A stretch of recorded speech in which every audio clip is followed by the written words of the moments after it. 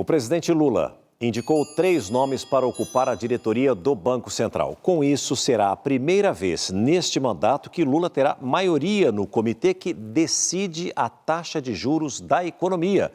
Por isso, nós vamos até Brasília falar com a repórter Sônia Guerreiro, que diz para a gente quem são os indicados. Sônia, uma boa noite para você. Oi, César, muito boa noite a você, a quem nos acompanha. Essas indicações eram bastante aguardadas, são nomes com experiência na gestão pública e também no mercado financeiro. A primeira indicada é Isabela Corrêa, ela que é servidora do Banco Central desde 2006 e deverá assumir a diretoria de relacionamento. Gilneu Vivan é servidor do Banco Central há 30 anos e foi indicado para a diretoria de regulação. E Newton David, que é chefe de operações do Banco Bradesco, e foi indicado para a diretoria de política monetária no lugar do futuro presidente do Banco Central, Gabriel Galípolo. O presidente Lula vai encaminhar esses nomes ao Senado Federal na próxima semana. Todos deverão passar por sabatina na Comissão de Assuntos Econômicos e depois por votação no plenário do Senado. Se forem aprovados, assumem os cargos em 1º de janeiro de 2025. E ainda falando sobre economia, um dia depois do anúncio do pacote de corte de gastos feito pelo governo, o ministro da Fazenda passou a sexta-feira tentando acalmar os ânimos do mercado. Vamos acompanhar na reportagem.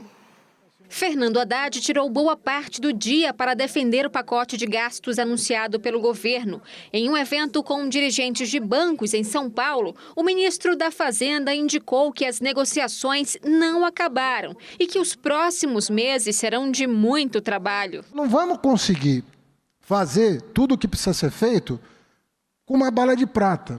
Então, esse conjunto de medidas, ele não é o grande finale do que nós precisamos fazer. Daqui 3 meses pode ser que eu esteja de novo na planilha discutindo a evolução da Previdência, a evolução do BPC. Olha, não está funcionando, nós precisamos melhorar isso aqui, os controles. Pode ser que eu tenha que mandar leis para o Congresso. O dólar abriu o dia em alta com máxima de R$ 6,11 e encerrou cotado a R$ 6. A especulação da moeda americana nos últimos dias gerou críticas do Partido dos Trabalhadores. Em nota, a presidente do PT, Gleisi Hoffmann, criticou o mercado financeiro e disse que ocorre uma especulação contra o Brasil. Já Haddad escolheu uma abordagem diferente. O mercado é o mesmo do ano passado. Por que o ano passado o mercado estava, entre aspas, nos ajudando? Derrubando o dólar, derrubando o juro, e esse ano está nos atrapalhando, supostamente. Raciocinar assim é muito raso. Para este especialista em contas públicas, parte da reação do mercado se deve às dúvidas de que a economia prevista pelo governo se concretize. Nós agimos diante a incerteza, retraindo determinadas decisões. Por outro lado, outros agentes acabam percebendo esse movimento e acabam adotando posições ali especulativas. Para ele, o Banco Central poderia atuar para impedir uma oscilação mais forte. O Banco Central tem bala na agulha e seria desejável, tudo indica que seria desejável ele começar a agir para poder tentar estabilizar esse movimento que aparenta ter um grau de componente especulativo significativo também.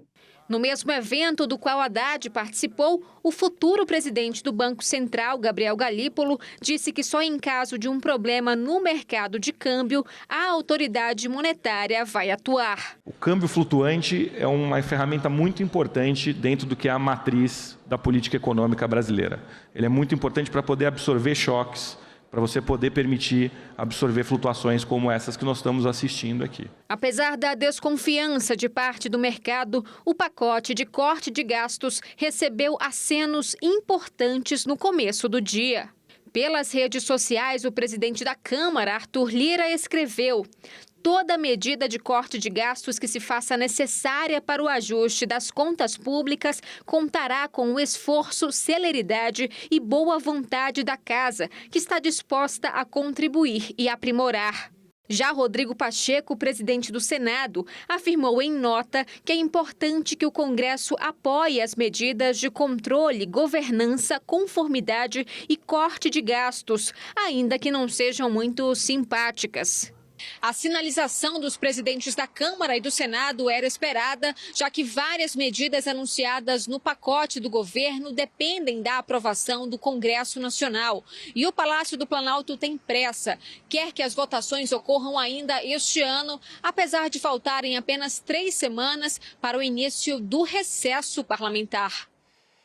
Mas se a sinalização é positiva para a votação do pacote de corte de gastos para a mudança do imposto de renda, a história é completamente diferente. Hoje, os presidentes da Câmara e do Senado colocaram um freio na euforia dos trabalhadores e reforçaram que a discussão sobre o aumento da faixa de isenção só deve acontecer no ano que vem.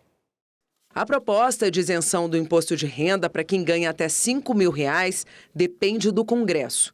E os presidentes da Câmara e do Senado sinalizaram que não estão com tanta pressa. Em nota à imprensa, Rodrigo Pacheco disse que, embora seja um desejo de todos, a isenção não é pauta para agora e só poderá acontecer se e somente se houver condições fiscais para isso. Arthur Lira foi na mesma linha.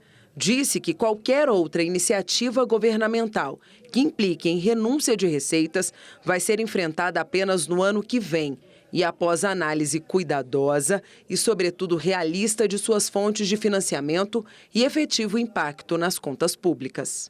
No encontro com banqueiros em São Paulo, o ministro da Fazenda, Fernando Haddad, disse que tem um acordo com o Congresso e que a reforma do imposto de renda só vai ser votada com a compensação de receitas. O projeto não será votado se ele não for neutro do ponto de vista fiscal. Se você for isentar alguém tem que pagar pela isenção. A proposta também gerou reação na Confederação Nacional de Municípios, que argumenta que a isenção traria impactos bilionários. Atualmente, o imposto de renda entra nas prefeituras por 2 vias: a arrecadação direta do imposto de renda de servidores e pela fatia do Fundo de Participação dos Municípios. Os prefeitos alegam que não possuem servidores municipais com super salários para compensar a isenção.